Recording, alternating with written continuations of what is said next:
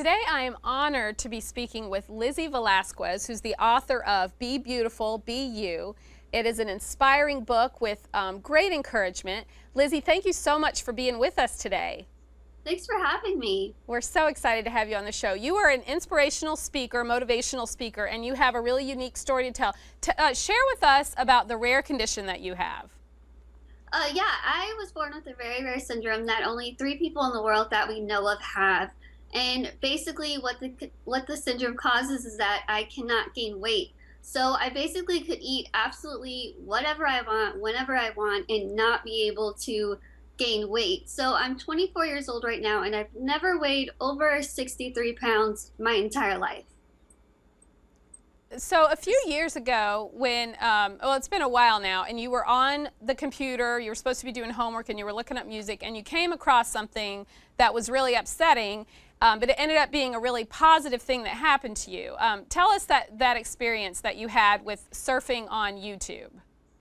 I was about, I want to say, a sophomore or junior in high school at the time, and I was kind of putting off doing homework and listening to music on YouTube, and I saw a picture that kind of looked really familiar, so I clicked on it, not realizing that when I would click on it, it was going to be something that kind of shook me to my core. I unfortunately discovered a video that labeled me the world's ugliest woman. I was on a television show when I was 11 years old, and somebody took a clip of that show. The video I found was an 8-second song. It had absolutely no sound, and it labeled me the world's ugliest woman. And to make matters worse, as I continued to scroll down, I saw that over 4 million people had saw the clip, and there were thousands and thousands of comments on this video giving me advice on how to kill myself, asking why my parents didn't just abort me if I was going to be so ugly, and just really, really, really awful things. I'm so sorry. I mean, it's such a sad experience, but of course, what is so inspiring about you is that you took that, and not overnight, but you realized that this was going to be the start of a new season for you in your life, of doing something with the life that God's given you. Tell us briefly kind of about that being the changing point and what you came to in the midst of that.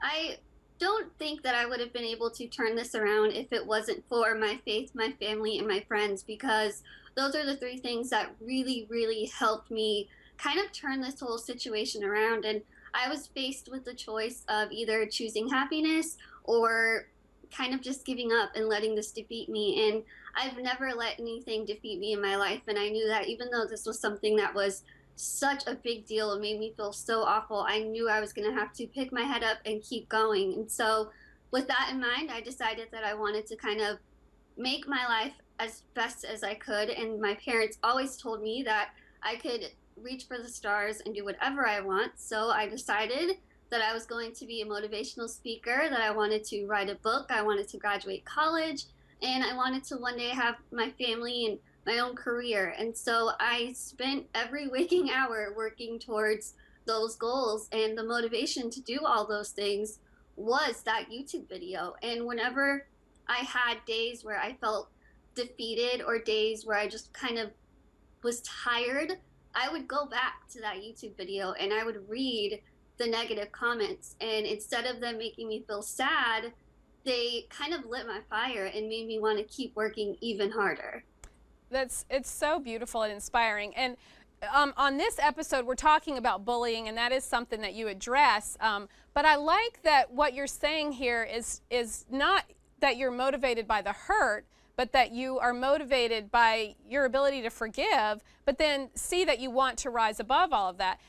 Tell me about the importance of forgiveness in this journey that you're on. You realized that you needed to forgive other people before you could move on. And I love how you say in the book that you realized you had to choose to let go of resentment and anger and thoughts of revenge. Because a lot of times I think we sit around and we want to just wait for that to be a feeling that we want to have. And you recognize the importance of making that choice to forgive. Right. My parents were definitely a big part of me learning to forgive and learning to kind of just let go of the resentment and anger I had towards other people. Because being a teenager, if somebody makes you mad or you get in an argument with someone, it's so easy to just hold a grudge. And as you get older and become an adult, it's still just as easy to hold grudges with people who you disagree with. And I started just feeling like I was carrying such a huge weight and burden on my shoulders of just being so angry and upset at people who were judging me and saying awful things about me. And it just started bringing me down. And my parents always would tell me, God is able to forgive every single one of us for our sins. So why can't I do that with people who are being mean to me or putting me down? And so having to kind of get in that routine of saying, okay, if you don't agree with me or you are being rude to me, I forgive you. And it's going to be okay, because I don't know who you are. I don't know why you feel like you have to be rude. There could be something going on in their life that I don't know about. So I'm not going to hold a grudge against them and just feel negative energy around me. So I definitely had to learn that forgiving others and thinking it's okay, it's going to be okay, is something that has been a huge, huge help for me. Oh, it's so, I'm amazed by it. I was inspired by that when I read it in the book and reminded of the importance that we all have to have that kind of heart, a heart that's willing to forgive. Real quick, I want to ask you, how can you encourage parents to talk to their kids about dealing with other people who look different or who act different in a loving way? Well, personally, having to go through this and knowing what it feels like when other kids kind of don't really know how to react to me in public, I always feel more awkward when kids kind of just stare or you don't really know how to approach a situation. So, my best advice is acting like the difference isn't even there, pretending that that person looks just like you and I. If someone's in a wheelchair, if there's a blind person, if there's someone who is bigger or smaller, going up to them and saying, "Hi, how are you?" is the best way to open up the lines of communication. And it's the easiest way to do that.